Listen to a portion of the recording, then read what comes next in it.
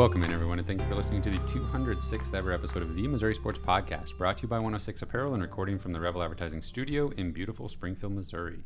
I'm one of your hosts, Cameron Albert, alongside my good friend and fellow Mizzou fan, Kyle DeVries. How are you doing today, Kyle? I'm doing great, Cameron. How are you? I'm doing pretty well. What's there to banter about? It's nothing. Nothing. What are we going to talk about? The weather for the 200th time? No. Okay. Well, what we're actually going to talk about this episode is the Mizzou football team, mostly. There's some news. There's a season fast approaching. We are going to take a look back at last season, just talk about how things went, try to remember the storylines, what we took away from it at the end of the season, and what threads are still going to carry through into this off season and onto the next football season. Yeah, sometimes I feel like when it's like June or something, I'm like, football thoughts are like creeping in my brain, and I just try and forget about it because it'll make the summer feel a lot longer. But it's here, and there's no way you can avoid it now. It's upon us. Have you been playing some of that NCAA football video game? A little bit, yeah. It's that time of year for sure. Oh, for sure. I bought my third copy of the game. Mm-hmm. I had a copy. Starting a collection at this point. You know, it's a collector's item. It is. NCAA 14 is a collector's item. There's a new game coming out next year. Hopefully that's good, but I don't have my hopes up. I still think everybody that wants to play an NCAA football video game is going to be going back to the old games. That's very possible. It's kind of insane, like, how the market for those used, specifically NCAA 14, the most recent, or the last one that was ever made before the hiatus. Mm-hmm. They just don't make games like they used to, right, Cameron? Absolutely. So we're going to talk about last year, and we are going to preview the offense. We're going to go down position by position, talk about who we think is going to be the starters, the top contributors, and talk about which position group we think will be the strongest, and if we have any doubts in any areas. Before we get into all of that, don't forget to subscribe on YouTube, leave us a review on the podcast platform you listen to us on, and you can support us directly on Patreon, patreon.com/Missouri Sports Pod. And just like I said last week, this is the perfect time to share the podcast with somebody you know who is a Mizzou fan that doesn't already listen to us, so that you guys can be on the same page and know everything you need to know coming into the season. We have some news. Obviously, the biggest news of the week is we've got a quarterback. Brady Cook is the starting quarterback for week 1. But we're not going to get into that right now. When we preview the offense a little bit later in the episode, we will dive all into the quarterback battle and wrap it up now that Brady Cook has been named the starter. So let's talk recruiting for a minute. Literally just an hour ago or so, Miles McVay made his decision. He will be, as of right now, going to Alabama to play college football. Still a ways till signing day, but that's where he's headed right now. Yeah, there's not really a lot to add to that at this point. Like, I don't know. It seemed like Missouri was the front runner early in his recruitment. It seemed like he's good friends with Luther Burden. They both are from East St. Louis. I still think that, like you said, I still think that relationship will have some weight when it comes down to signing day. Not predicting a flip or anything like that, but obviously Missouri's going to keep recruiting him, and hopefully he's keeping his options open. But tough to sway somebody from going to Bama if they're truly wanted there, and it seems like he is. So. Yep. Good for him. Yep. Can't blame him. That's for sure. There's some other offensive line targets on the board still, so hopefully we land a couple of them. And the in-state situation, not as good this year as it was last year, but Coach Drinkwitz and company have proven that they can go get talent from outside the state of Missouri, and I'm including St. Louis and Kansas City areas. But hopefully there's some backup options on the table there from out of state. Some other recruiting tidbits here. Brayshawn Littlejohn is committing Sunday. I don't know if we talked about him at all on the podcast. I don't think we have. So great name. Yeah, absolutely. That's fun to say, isn't it? He picked up a Mizzou offer not too long ago. Yeah. Any thoughts on him? Yeah, linebacker from South Carolina, super under the radar guy. Like when you go look at his Twitter account, I don't know how many followers he has, but like not very much engagement on his tweets. Is unranked on several recruiting services. I think he recently got a Rivals rank as 3-star, but staff really likes him, and I think right now he's definitely in that like potential hidden gem category. So hopefully, Missouri can keep it that way. I know in the past, we're still way too far from signing day. But in the past, some players have said stuff like, yeah, the coaches kind of wanted me to keep my offer on the DL for a little bit until we got to signing day so that, other teams wouldn't discover me. And I think if we were a little closer to signing day, I think Brayshawn Littlejohn could be in that category of like, yeah, just keep this under wraps for a little while because we don't want you blowing up. I definitely think that could happen now that he's got a little bit more notoriety. But he's going to announce his commitment on Sunday, August 13th, and I would be pretty surprised if it's not Missouri at this point. Yeah, I'm looking at his other offers. Air Force, Army, Colorado, Middle Tennessee. Yeah, very under the radar recruit that hopefully got in on at the right time. Anything else? Football recruiting? I just want to mention one other guy who Missouri offered this week, another linebacker, Antoine Hayden, who is from St. Louis. He's currently committed to Illinois, and I think Missouri has a pretty good chance of flipping him at some point. Don't know when that will happen, if it does happen, but I think that's a real possibility that Hayden goes. I mean, I don't even know if he'll come to Mizzou. I just think that he's probably not going to Illinois. I think Missouri is a very realistic destination for him. He's an outside linebacker. Sounds good to me. So keep monitoring that situation. Let's see here. Mizzou hired former linebacker Brandon Lee as an assistant AD specifically for NIL. He previously worked at Notre Dame. His position there was something like player professional development or something like that. Yeah. So it seems like he's been in sort of the business side of for sure. college football for a little bit. Yeah, I feel like I remember that about him as a player, that who was like touted as like a really smart guy, good academics, and was like going through the business program and everything. So that doesn't surprise me that he has kind of had a good career outside of football since he's graduated. Yeah, good to have him back home. And then the last little bit of news I have is basketball related. East St. Louis forward McCaleb Rich announced the top 5 schools of Mizzou, Kansas State, Ole Miss, Eastern Michigan, and Illinois Chicago. He is 6'6", 3-star forward, like I said, from East St. Louis. And I think he has a date picked out, maybe like the end of September. Yeah, that he's committing. 26th, I think. Yeah. Yeah, I would say Missouri has a really good shot here. I think they are definitely higher on him than the consensus. Like, again, it kind of sounds like Gates is kind of jumping out in front of a guy who might blow up. And, this seems like I've just been blown away with their talent evaluation so far. I think they're doing such a great job, like scouring for talent and maybe some undiscovered guys and some guys that are very well known. They're recruiting everybody at this point, but they're doing a phenomenal job in the recruiting game. And, man, it's exciting to follow. Yeah, I wonder how many times we're going to be going up against Kansas State in some of these recruiting battles, because obviously Jerome Tang was a name that was thrown out for the Mizzou job, and with him and Gates both taking over at the same time, if they are competing for recruits as well, which you typically are with Kansas State and Missouri, it'd be interesting to see how those battles end up. Yeah, you mentioned before we started recording that Kansas State is the number 1 player from Illinois and Texas. Yeah, so both 4-star players already committed to Kansas State. I feel like Tang had kind of a slow start there, but it sounds like maybe they're getting going a little bit now. Yeah, Missouri and Kansas State kind of mirroring each other. Both have 2 commits, both pretty good prospects, both out of state. Yeah, interesting.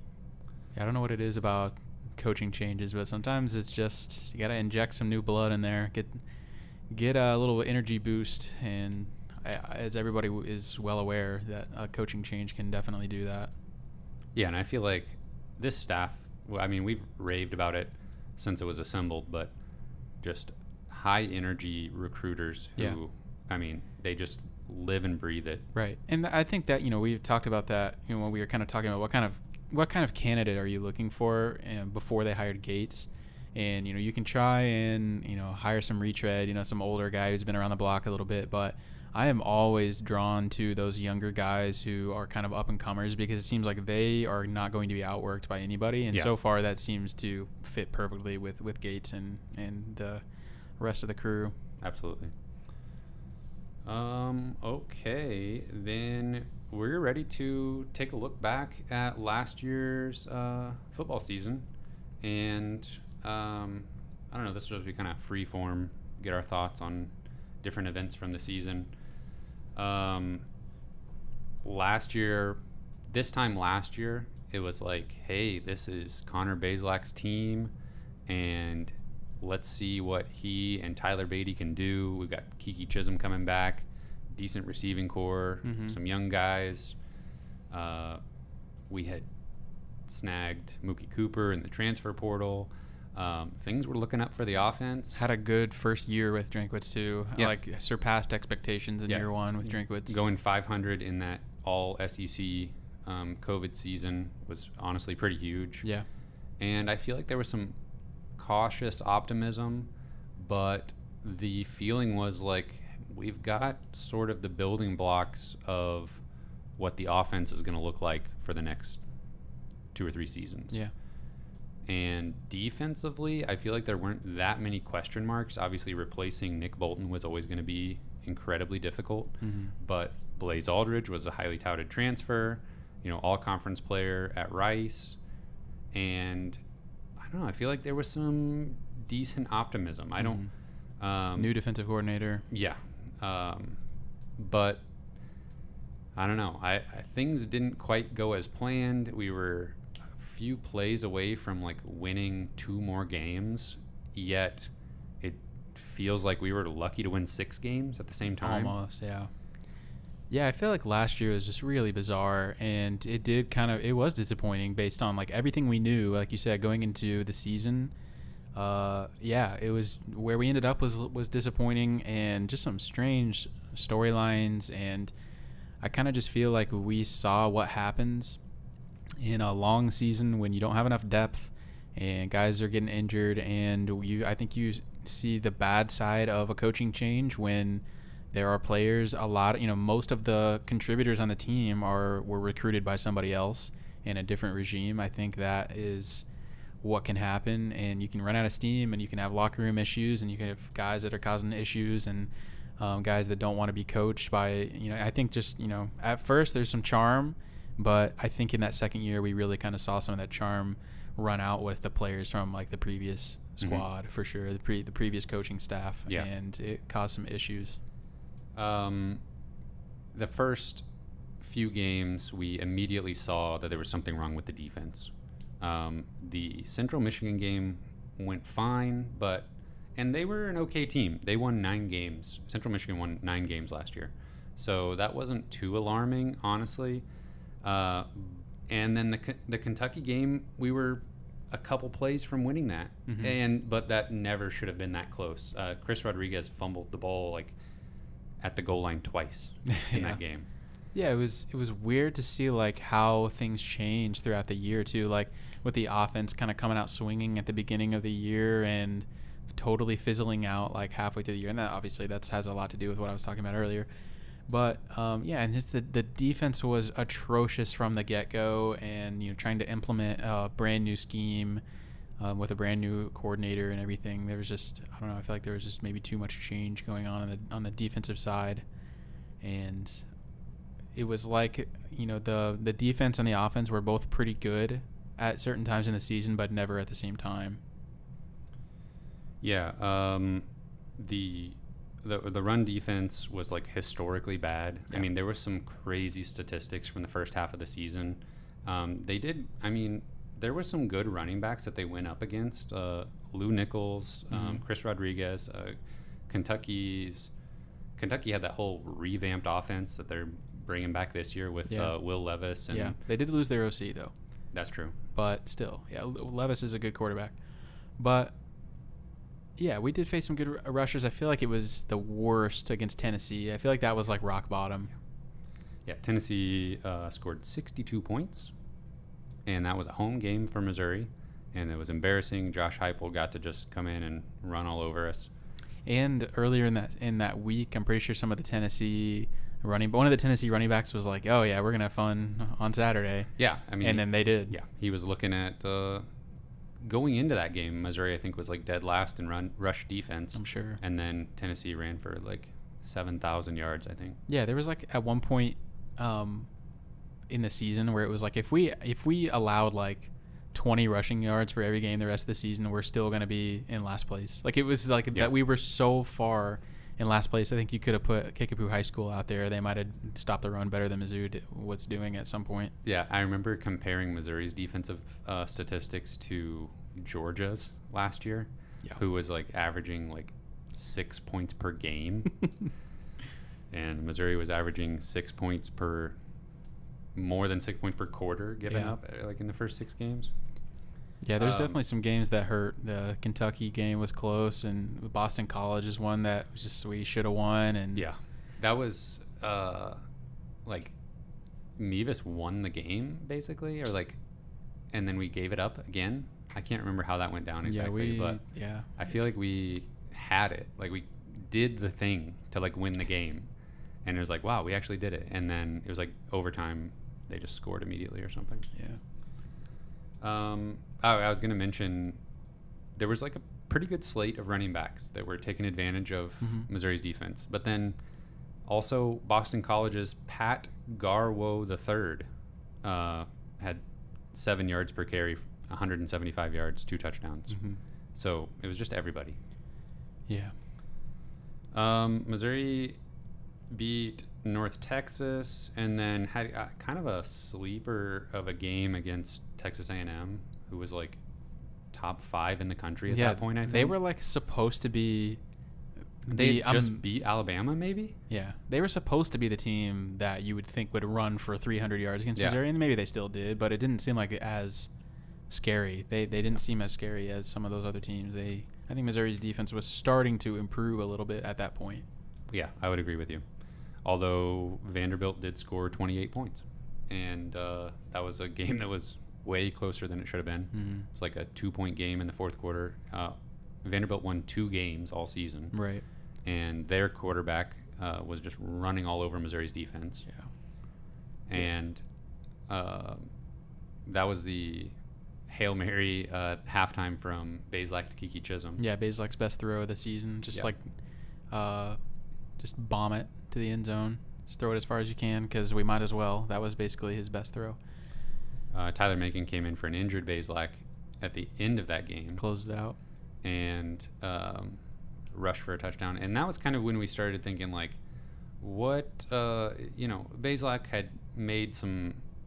He had been okay so far, and with a better defense, and that, you take advantage of the lucky bounces against Kentucky and win that game and don't throw the game away against Boston College. And we're thinking like, oh yeah, Bazelak's doing fine. This is a decent team. Nothing's wrong. But his bad throws, his random just awful interceptions. Yeah, just unbelievable low like average depth of target. Like just throwing the ball like basically not farther than 5 yards down the field. Like just got like Coach Drinkwitz has used the phrase bunker mentality like a few times at this camp in interviews, which is exactly what they did. And I mean, it is exactly what happened last year, where they just could not close out close games. Like it's like they were playing afraid. They were not taking any chances. Bazelak throwing the ball 5 yards at a time or less. There was just those things. Like in the second half of the year, it's like they just flipped to this scared style of play, and I'm not really sure what happened. Missouri lost to Georgia 43-6. That's going to happen when you play the eventual national champions. But then bounced back with wins over South Carolina and a miracle of a win against Florida. That was honestly... That was fun. That's going to be a a game we look back on just of Eli Drinkwitz's whole career, and that's a pretty big moment. Getting Dan Mullen fired. Yeah, going for 2 in overtime. Yeah. Yeah, just that. I don't think I'll ever forget that. Just like floating pass to Daniel Parker Jr. falling down as he threw it. Yeah. What a decision though by Drinkwitz to go for 2 there. Could have tied it up.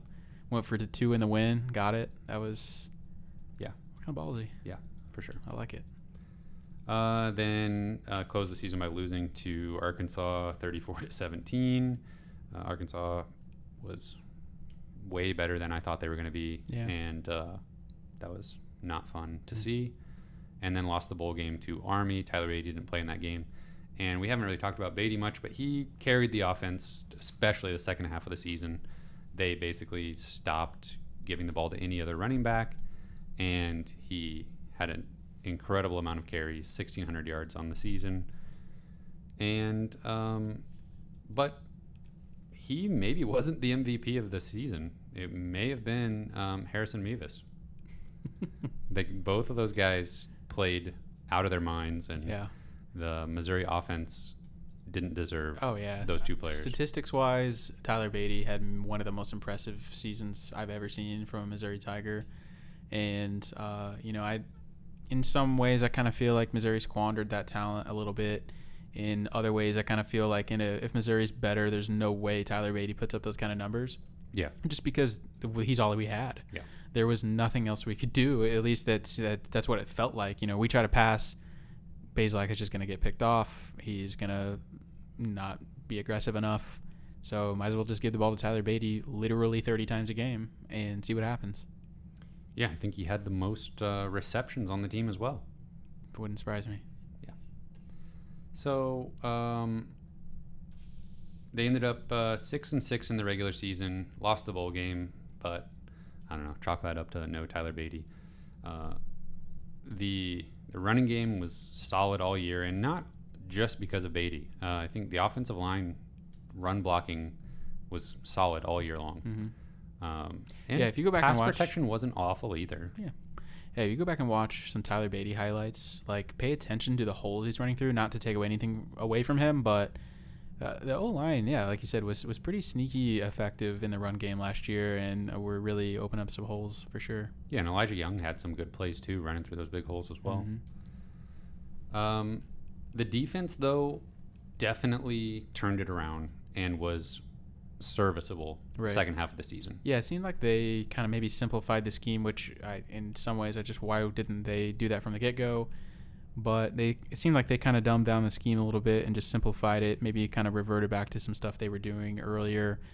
Chad Bailey was like a huge part of that, came in and kind of like anchored the middle of the defense a little bit, and so I was excited to see him finally come around. I know he was kind of a highly recruited guy that didn't see the field much until last year, but there's some things that encourage you about the future of the defense for sure that you saw at the end of the last year.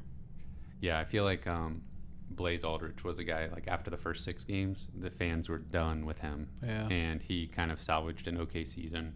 And in the eyes of the fan base, at least, I think. It's just tough to, you just don't know how much of that was the guy's performance and how much was the scheme. And I think we were kind of trying to decipher that last year. Like, are we terrible? Is the scheme just messing with our minds? Like, what's going on? And, looking back, I think a lot of it was scheme. And those guys probably, could have performed better, even not having the scheme down very well. But, yeah, I definitely feel like Blaze kind of took a lot of heat for what was happening.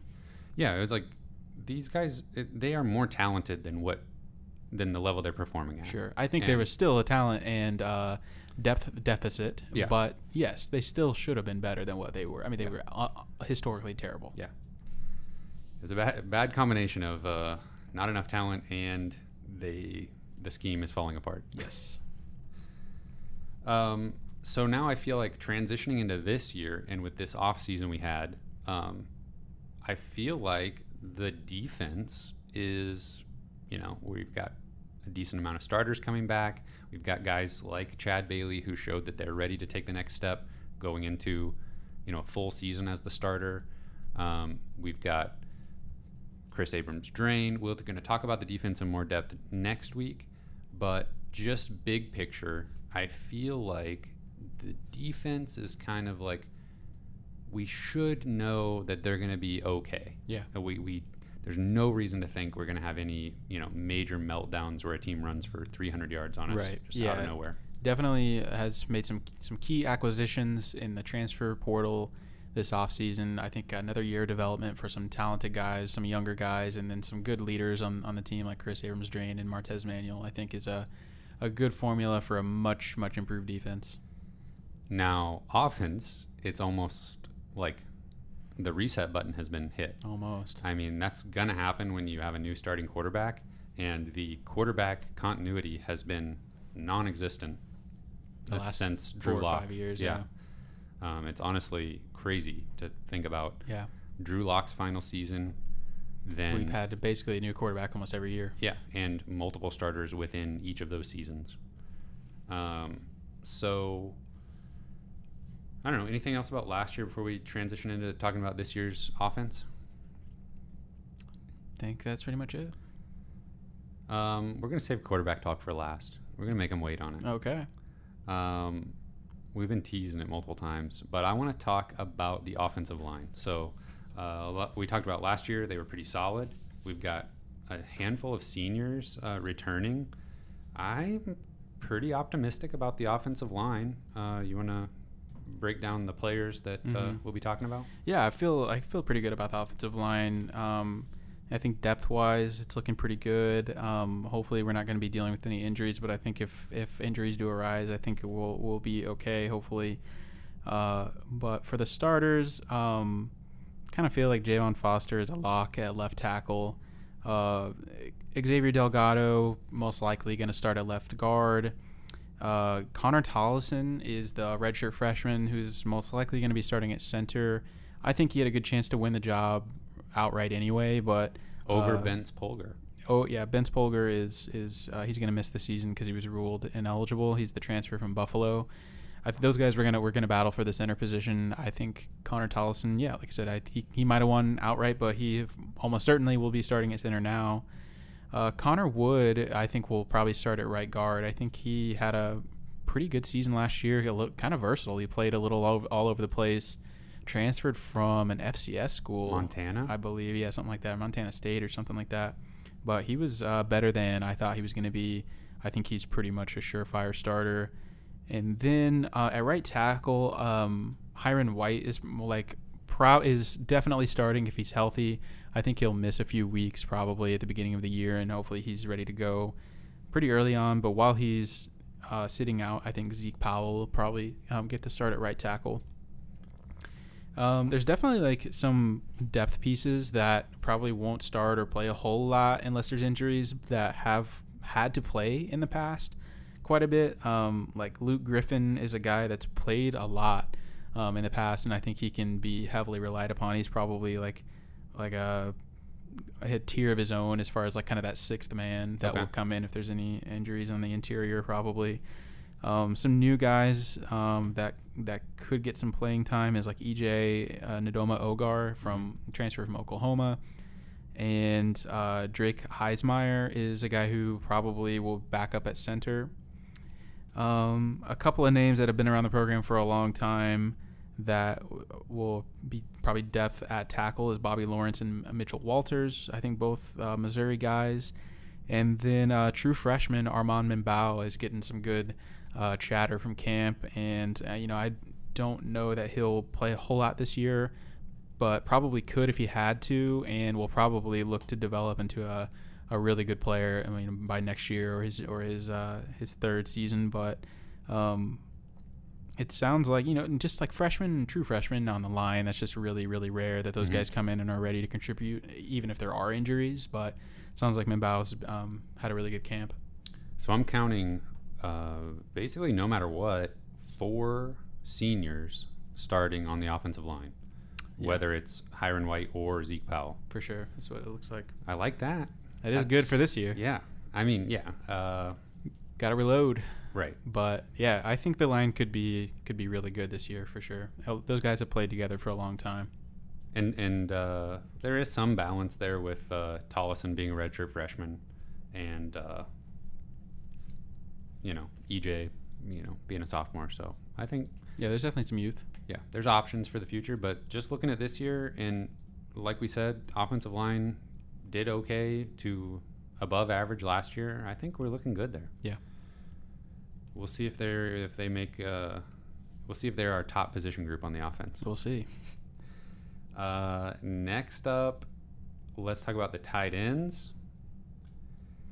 I don't want to disparage anybody, but this is a little bit of a yikes situation at tight end for me. Just even if we're just talking about experience and like recruiting rankings, anything that forecasts into production, none of it's there. I could be wrong, but I'm not sure we have a tight end on the roster that's caught a pass for the Missouri Tigers.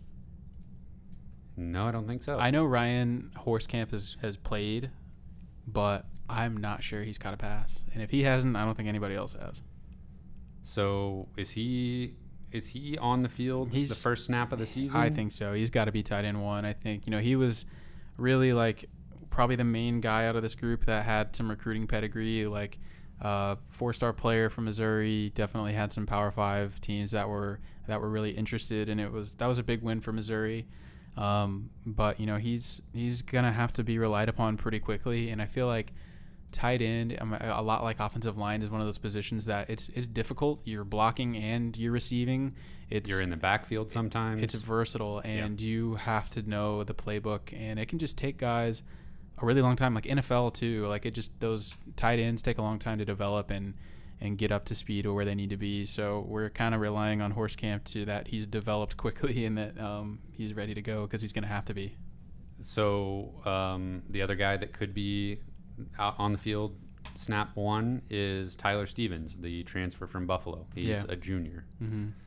Yeah, I mean not much production. Right, transferring up from a lower level in which he didn't have a lot of production. Yeah. I think he had, I don't know, tell you. less than 20 catches for 150 yards or so. Yeah, 15 catches, 157 yards, and 1 touchdown. Yeah. I was going to ask you, does he have more or less than 15 catches, 175 yards, and 1 touchdown, assuming he plays 2 more years at Mizzou? Does he have more or less than that again? I'll say yes, but I Yes, don't. More or less? More. Yes. I'll say, sorry, I don't know why I said yes. I'll say more just because it's a pretty low bar to clear, and there's just so little competition in that room is for meaningful snaps, honestly. And if he can go out there and prove he can catch the ball, he'll be on the field. Yeah, I'm looking at who caught passes from the tight end spot last year. Obviously, Daniel Parker Jr., but Nico Hay had 18 receptions. He had some big plays in the Florida game. Yeah. 18 receptions for 154 yards and 2 touchdowns. Daniel Parker Jr. had 3 touchdowns on just 12 receptions. And Messiah Swinson had 5 catches for 46 yards. Yeah, it's kind of crazy to think how little tight end production we've had since Alberto. Yeah. Just no consistency in that room. I mean, Daniel Parker Jr. was there, but he didn't do a whole lot. Yeah, I mean... You can tell him I said that. Yeah, we'll leave it at that. Anybody else tight end that will catch a ball this year? I don't know. I think Gavin McKay was a guy that I think was the same recruiting class as Ryan Horskamp, and maybe kind of more of a receiving threat. Kind of has that, looked like he had that ceiling, like to be able to do that, but needed some development for sure. And I think he'll see the field, and maybe they can use him in some special packages and stuff to get the ball in his hands, just see what happens, get him some confidence. And Max Wisner is a true freshman, and like I said, I have a really, really hard time seeing a true freshman coming in and competing, but if it's ever going to happen, it's probably going to be this year. So I guess I wouldn't be shocked if he's out there a little bit too. Okay, bold prediction from me. Tyler Stevens, he will have more. He's going to have 16 catches this season. Oh, that's bold. It's happening. He's going to outdo his personal record. You like him, huh? I don't know if I would go that far, but I think he's going to He's tight end 1? I think so. Okay. Yeah. By the end of halfway through the season, I think he'll be seeing way more snaps than anybody else. A couple years older than everybody else. Yeah. He's got the measurables and everything. All right, moving on to running back. So when you are replacing one of the most productive running backs in the history of the program, and we just did that the year before and was incredibly lucky to go from Larry Roundtree to Tyler Beatty. Nothing like that is happening this year, unfortunately. I mean, we literally don't have a Tyler Beatty caliber player ready to step up at running back. We do have Elijah Young, who had some carries last year, made some good plays, scored a touchdown or two. And we've got Nathaniel Pete, the transfer from Stanford. I mean, correct me if I'm wrong, I think those are the two guys that'll probably have the most carries this year. I think you're sleeping on Cody Schrader. Okay. He's RB1. Yeah. Okay. The Mizzou superfans would tell you watch out for Cody Schrader, but I'm not so sure that's a thing. Talk about transferring up. Yeah, seriously. I'll get back to him in a second, but Okay. I agree with you. I really don't see a whole lot of carries outside of Pete and Elijah Young. I mean, it's tough to know what Drinkwitz wants to do. I mean, he's had that go-to guy every year at Mizzou, and then his 1 year of coaching at Appalachian State, he can't remember the guy's name, but he's in the NFL now. Yeah. And so all 3 years of his head coaching career so far, he's had an absolute bona fide stud that how do you go away from? And so we really don't know what he's going to do when he has a little bit more ambiguity in the position. So I still think he's going to ride those guys pretty hard. Elijah Young has showed, he's been in the program for 3 or 4 years now at this point, probably 3, and has some serious speed and, maybe could be pretty productive this year. I think you could maybe see Michael Cox in there at the goal line a little bit, but never know what's going to happen with DeVoris Jones. I think he's probably the most talented guy in this room by far. Highest ceiling, yeah. Definitely. You might see him get in there some, but I don't know. It's going to be really interesting to see how he kind of cycles through these guys if he doesn't have kind of a dominant guy that he just wants to go to every play. But yeah, Cody Schrader, walk on from Truman State, absolutely the most productive numbers you've ever seen at Truman State, but that is a humongous leap from basically D2 to SEC. Yeah, that's insane. That's a huge jump. But he's fun to watch on Instagram and stuff. So he's been doing the drills and stuff. He's got some quick feet for sure. I think I'm a little worried that Coach Drinkwitz will kind of maybe try to force Pete into the workhorse role. My fear is that Coach Drinkwitz and his play calling and stuff, and I'll touch on this again when we talk about quarterback, but I'm afraid he might revert back to some of just riding the running back into the ground and trying to hold on to wins or, right. Outlast the other team. I don't think he would have done that so much last year if that wasn't in him a little bit to just that tendency as a coach, as a play caller, and then add in having Tyler Beatty to rely on. And it's just almost, why wouldn't you do that? Right. He's said everything he needs to say this offseason about moving away from those tendencies, but I worry that he's going to try to do something like that with a group of running backs who just aren't up to the task. Yeah. I could see that potentially. I think that the wide receivers are a little more explosive this year. I think Brady will maybe want to push the ball, hopefully a little bit more down the field than Bazelak was doing. One thing that I think is possible is actually maybe the opposite, where because he referenced it openly so many times, I'm almost wondering if he's going to try and overcorrect. Well, yeah, I could see that early in the season. Maybe. And especially, the running, we don't have a Tyler Beatty, we don't have a Larry Roundtree, that early on, it's very aggressive play calling. Yeah. And that's what I'm saying is if Cook doesn't deliver immediately, consistently, then there may be a little bit of a adjustment back to the old way of doing things. Yeah. That I hope not. I mean, I kind of want him to just stick with it and keep trying to air it out. Oh, me too. Keep trying to make plays. sports are supposed to be entertaining, and that's what we all want to see. Yeah. And last year, whenever we kind of had that like F it mentality because we're losing, might as well just play more aggressive. We looked great.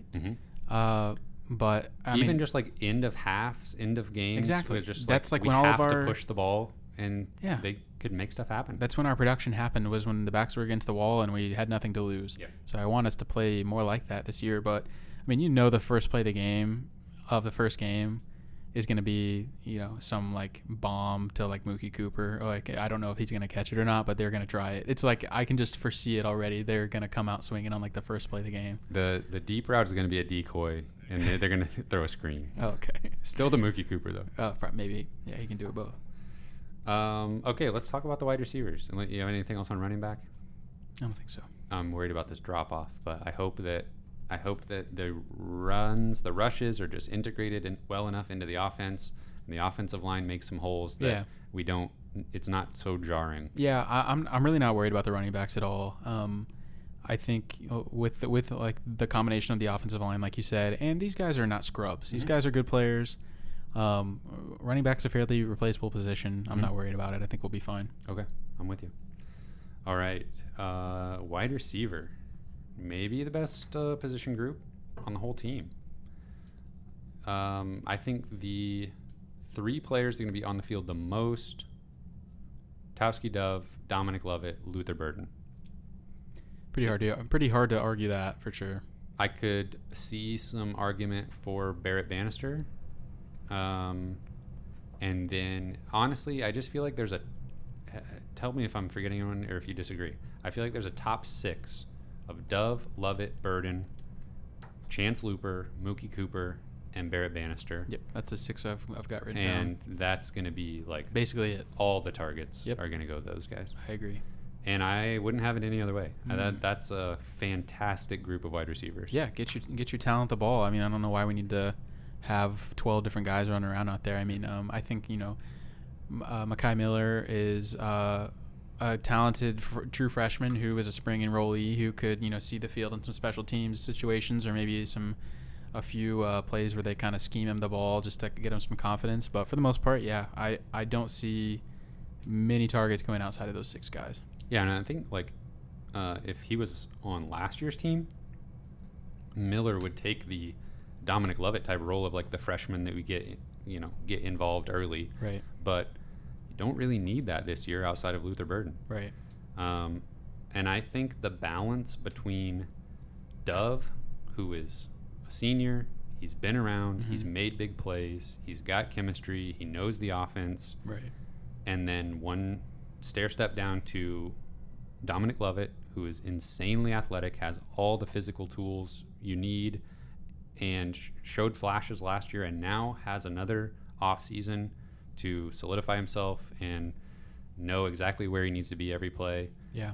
And then Luther Burden, the 5-star freshman who you want with the ball in his hand as much as possible.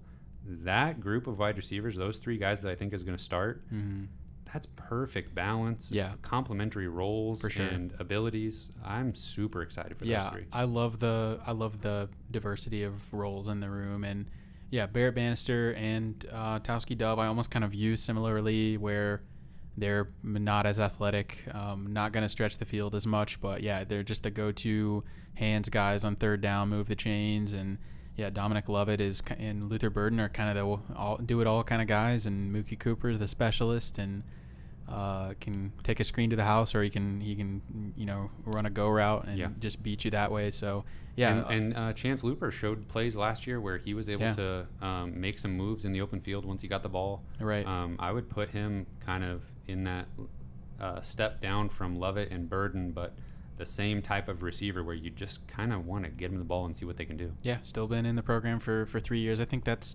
a pretty good measure of a guy that's ready to break out for sure. Is kind of a highly rated recruit who's been in the program for a couple of years. You always have to, keep monitoring those guys. But I feel like Dominic Lovett is maybe the sexy pick for breakout player of the year for sure. I mean, it's just like, how can you not think about Dominic Lovett and his potential? What he showed last year as a freshman was really impressive, and just a smart guy who I think could definitely take a huge step.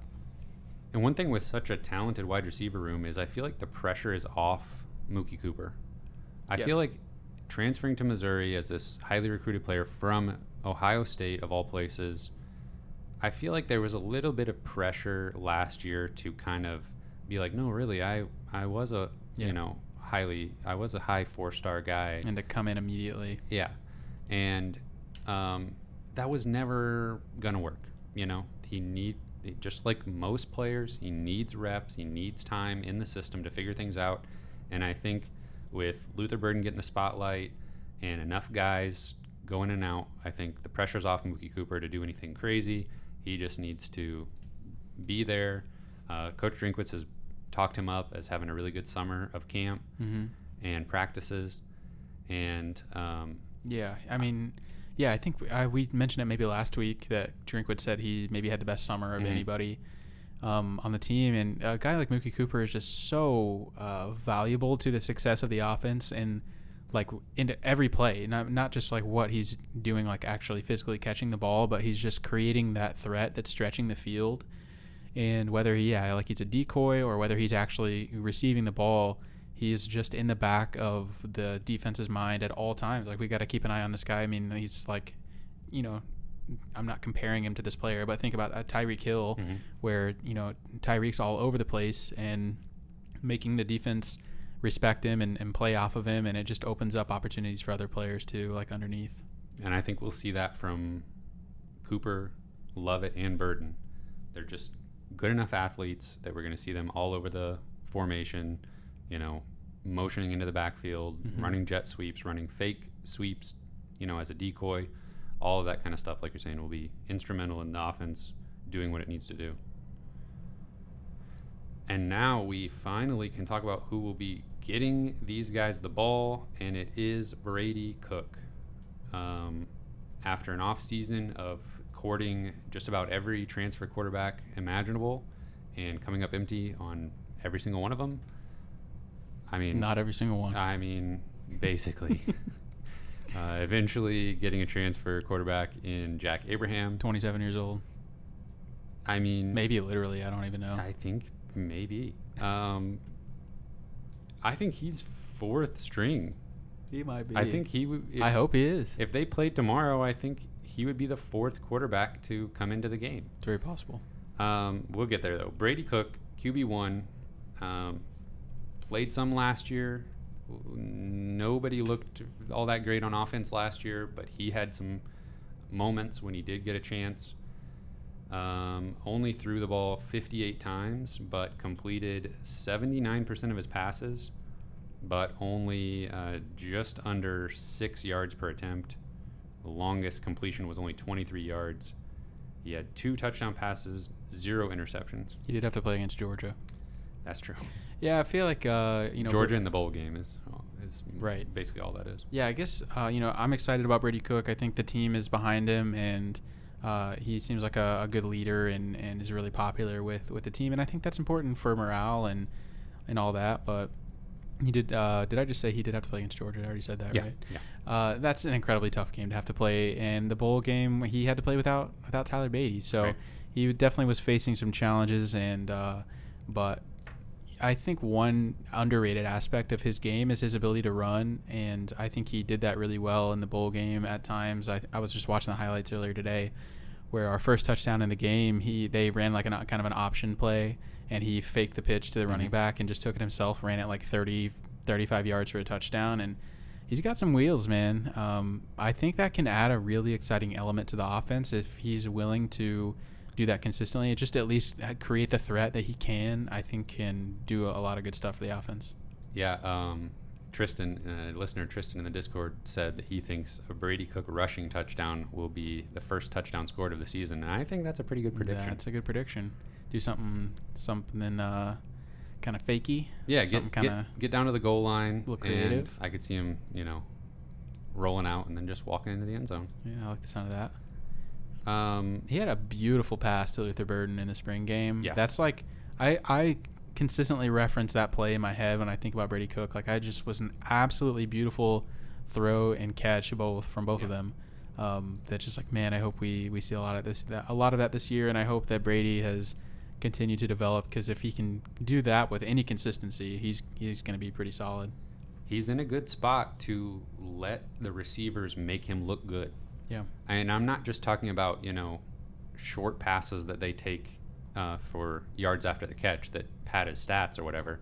I'm talking about if he gives them a chance to go up and make a play on the ball in one-on-one coverage situations, I think they're going to make him look good for pulling the trigger on these throws. And Dove and Burden especially, I think, are the type of guys that just go up and catch anything. Yeah. And, you don't want to make dumb throws in bad situations, but if they're going to be trying to push the ball down the field, part of that is just allowing your receiver to beat their guy.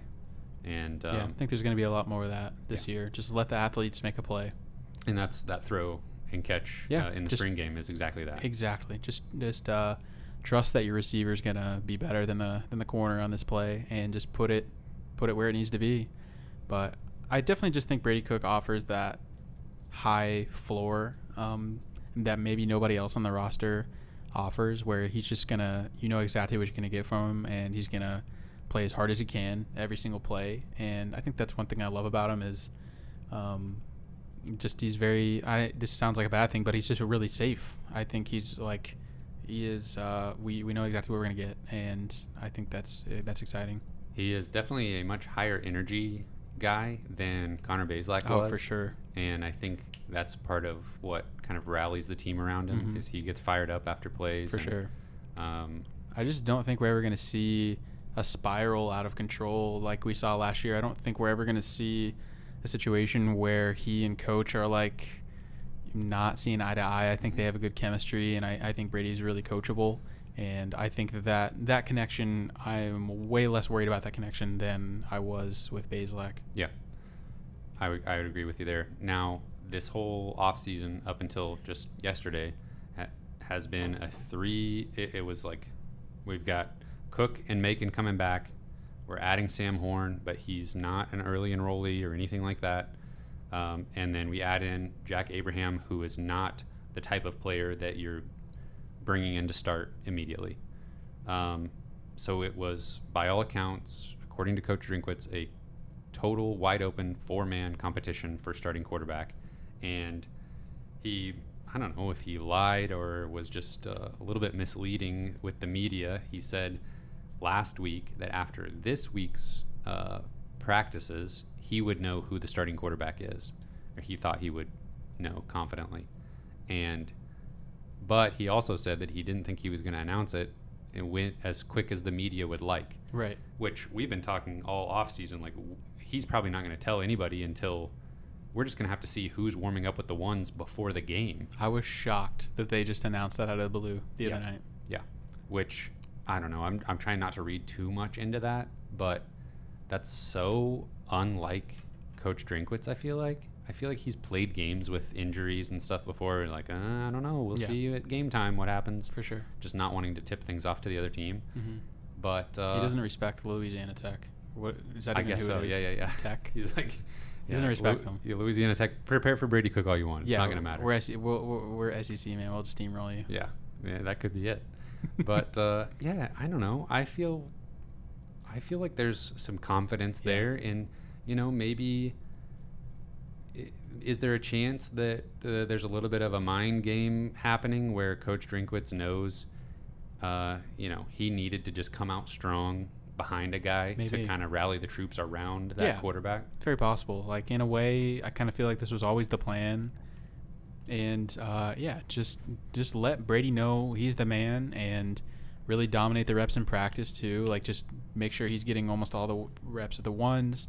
And give him that confidence that he's got the confidence of coach too in the game, and that if he makes a mistake, he's not going to get pulled and that kind of stuff. So I like it. I was really surprised. I really thought we would be potentially trying to look for a depth chart game week or something just to see who the starter was going to be. But in the back of my mind, I kind of felt like maybe this was what was always going to happen, and not with the timing of the announcement, but just that Brady Cook would win the job, and I'm happy for him. He's kind of he just deserves it in a way, and had a lot of opportunities to go somewhere else or look for other opportunities, but clearly just has a passion for the state of Missouri and University of Missouri, and gotta love that. Yeah.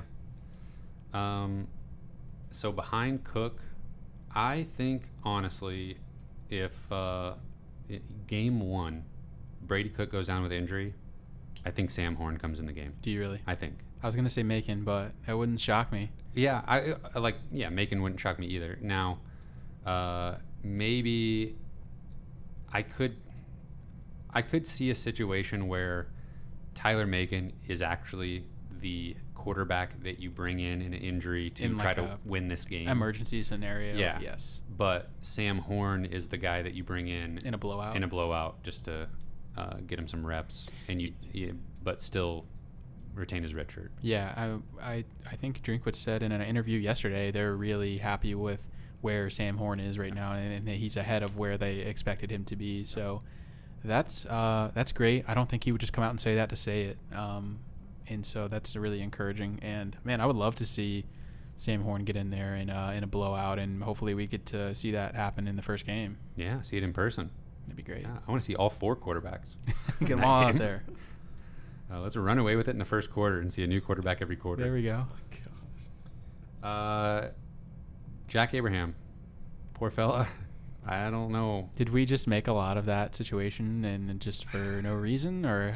I know the coaching staff wanted to bring in a guy to start. I really think. Yeah. You know, if JT Daniels is on this roster, I think he's the starting quarterback. Oh, for sure.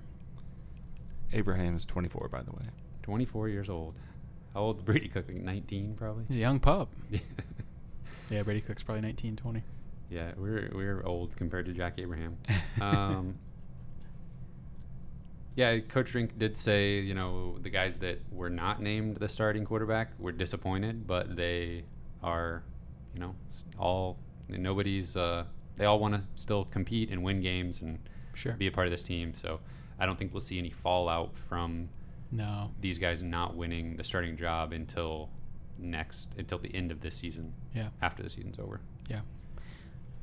Okay, so interesting scenario that we touched on last week a little bit, but let's say Brady Cook comes in, let's just say he looks okay, gets carried by some of the other positions. Maybe running backs look good, wide receivers kind of save him a little bit. Missouri wins 7 games. Is there any controversy next summer? Yeah, there definitely would be. Whether that's warranted or not is a different conversation. Yeah. I feel like 7 wins, a 7-5 regular season is the best season so far under Coach Drinkwitz. I haven't completed all of my research for all of the opponents and made my final decisions on predictions, but 7-5 seems like probably the most realistic record for this team at the end of the season. Mm-hmm. And I think there absolutely would be a little bit of quarterback controversy in the heads of the fans. Yeah. I don't think that would be enough for some people to not be wanting Sam Horn to take over. Okay, yeah. What if Sam Horn, gets in like 3 or 4 games and looks really good? Is he just like automatically gonna win that job next year? No. I think he would still have to prove it in the offseason, just like Brady Cook did this year. Sam Horn would have to show in camp and everything that he can do things that Brady Cook can't do. Yeah. And honestly, I think Brady Cook can do things Sam Horn can't do right now, running the ball. Probably true. So I think Cook is going to always have that slight advantage in just like overall skill set. Yeah. But you don't want that to be the difference maker. You want the guy that can make all the throws and is like, a pro level passer. Right. To, be leading your offense. But yeah, it's kind of interesting. Like I think Sam Horn's probably a much better passer, and Tyler Macon's probably a better runner. But Brady Cook has both going for him in a way. Kind of that balance is what makes him attractive as an option, and knows the offense really well. Yeah, but I don't know. I don't want to talk about what happens next offseason anymore. I encourage the fan base to not dwell too much on what happens. If we win 7 or more games this year. Let's be happy about that. Yeah, I mean, just best season under Drink so far. Yeah, just think about where we were this time last year and how different everything is. It's how wild. It's just there's really no reason to speculate too deeply on where we're going to be this time next year, because who freaking knows what's going to happen. Yeah. But okay, well, Luther Burden over under 500 receiving yards. Under. And I hate to do this, but I'm gonna rain on everybody's Luther Burden parade right now, because I don't care how highly rated you are. This is SEC college football, and you just don't come in as a true freshman and dominate. We're recording this, by the way, just to make sure. Got this on recording. Okay, I keep mean, going. even look at Dorial Green Beckham. You know, it took him a year to figure things out. Now, I think with all the incredible physical gifts that Dorial had, and just his off-the-charts athletic ability, I think Luther Burden is a more well-rounded wide receiver at this point in their careers. But they're different types of players. Yeah, Dorial never had to think too hard about what he was doing. He could just absolutely out-athlete anybody. Yeah. Run fast, run a slant. And he could almost do that on the SEC level, really. Yeah. But, I probably agree with you to some extent. You know, Luther Burden has dominated at the high school level. He dominated in that, all-star game he played in. But, even that is not – they're not truly playing defense in those types of games like that you'll face at any level of, college coordination of any college game. And, these teams have had an entire year to learn their defenses, and there's just actual scheming that's going on defensive wise and that kind of stuff. And in the second Luther Burden has a breakout game, he's going to become the target in the scouting report. And I think there's going to be a little bit of ups and downs. I'm not going to expect Luther Burden to come in and have a 1,000-yard season his freshman year or anything like that. I definitely think 500 yards is an attainable mark that he could hit, but I'm not betting any money on it or anything like that. Okay, just put it in perspective a little bit. Last year, all Mizzou quarterbacks passed for a total of about 3,000 yards. This is honestly more than I thought it might be. Bazelak was at 2,500. Dove had 576 yards. Chisholm had 511. Tyler Beatty had 330. Barrett Bannister had 226. J.J. Hester had 225. Chance Looper had 203. Boo Smith, 195. Mookie Cooper, 194. Dominic Lovett, 173. So, I mean, if I'm predicting what Luther Burden is going to do this year, I don't think he beats any of those stat lines. Any of them? No, as a true freshman. You don't think he's going to have 170 Sorry. yards? I don't think he's the best. I don't think he would have been at the top of that group right there. And that's basically what we're asking for. Yeah. Is him to come in and immediately be the number one. Yeah. So I think if we're talking about a successful Luther Burden career at Missouri, he's here for 3 seasons and then goes pro. Mm-hmm. If he's not redshirting, then that's the earliest he can go pro is after his true junior season. So I've got him with something like 30 catches for 260 yards and 4 touchdowns this year. And then, 50 catches for 600 yards and 8 touchdowns next year. Mm-hmm. And then when he is fully established as the best wide receiver in the country, 80 catches for 1,000 yards and 12 touchdowns. Yeah. That's a super solid Mizzou career for a wide receiver. It's very rational. Yeah. So yeah, I mean, there's a lot of, we love Luther Burden. He's incredibly talented. There's a lot of 5-star wide receivers that come in and out of college football every year, and I feel like I'm gonna get roasted for this take, but you might. Okay. And maybe you will. Maybe you should whenever Luther Burden comes out and I hope so. has 600 yards. Yes, this I year. hope so. But Yeah, I'm we'll- just saying people will be disappointed if they expect that. Yeah, Because- it's perfectly fair to expect to lower your expectations a little bit and be pleasantly surprised if he does come out and have 600 plus receiving yards. But I would not expect it.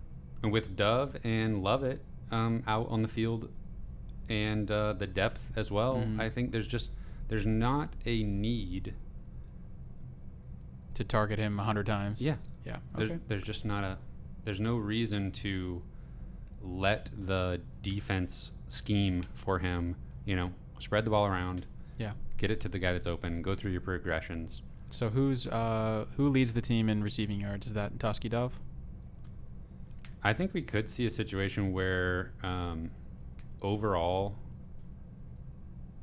Dove and Lovett are similar to Dove and Chisholm last year. Yeah. Where they're just kind of neck and neck all year. One guy has the lead and the other one takes it. Yeah. So I think it's going to be pretty split between those two. If I had to choose, my official prediction would be, I think in your poll last week, I chose Dove, but I think I'm going to change my vote to Dominic Lovett. Okay. I like it. But it's very close there for me. Yeah. I just think, Dove is a good receiver and I like him a lot. I also kind of think he's at times kind of had that alpha role just because there's not really anybody else. And I think this may be one of those years where there's a lot more talent in the wide receiver room than has been there. And hopefully some of that talent kind of supersedes the experience a little bit. And I would love to see Dominic Lovett and Luther Burden kind of dominate some touches. And I don't know if that's realistic or not, but definitely with Lovett, I think is very real possibility he's wide receiver 1. And I do think that Dove is the only guy that we've seen anything close to his ceiling already. I think we saw close to his ceiling last year. That's probably true. And